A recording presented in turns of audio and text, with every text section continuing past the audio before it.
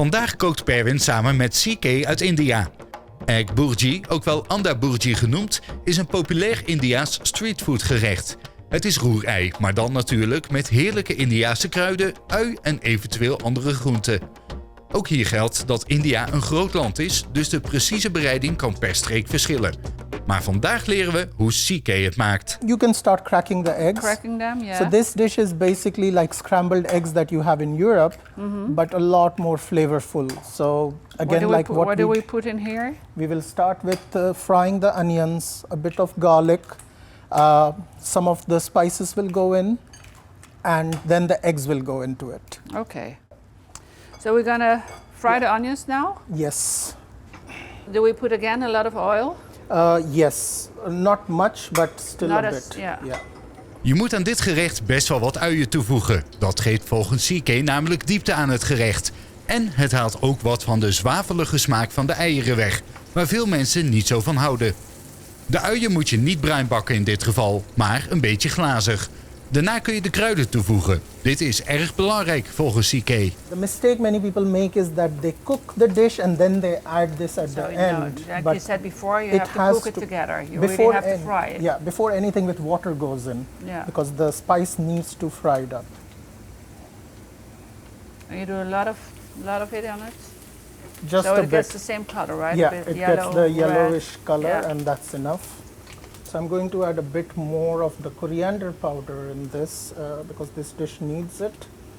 And just about 1 minute of it is enough to cook it, because if you cook it too much, then the spices go rancid. They go a bit acidic, and then it doesn't taste that good. Yeah, we don't want that. Yeah.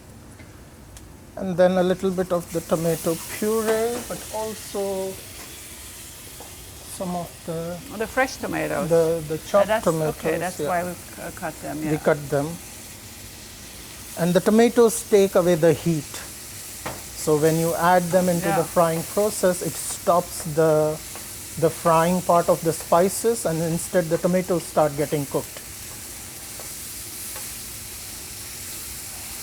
And you fry them for how long? Till they're really It will be a couple of until the tomatoes become soft and they start to release the oil. And you don't add any water in it? You could add a bit if you think the flame is too hot, or And no salt? Or we salt do that later? I add later on. Yeah. En zo bakt het nog even door. CK gebruikt zelf weinig zout in zijn gerechten. Zijn tip is dan ook om zout pas eventueel op het einde toe te voegen, nadat je het hebt geproefd. Dan weet je of en hoeveel zout je nodig hebt. Eet je toch? En over eieren gesproken?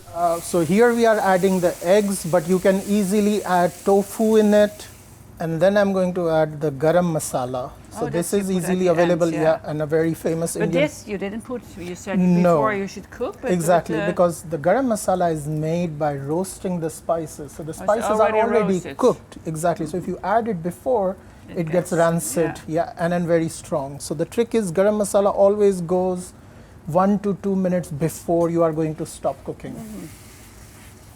And then I'm going to add some green onions, a bit for color, a bit for taste, and the remaining we will use for garnishing. So some of the green onion can get a bit soft in the cooking, and the rest for garnishing. Basically it's like 4 ingredients: onion, tomato, eggs, green onion, and curry powder. And you are ready. En ook dit gerecht is klaar. Eventueel kun je het nog garneren met koriander. Tenminste, als je daarvan houdt.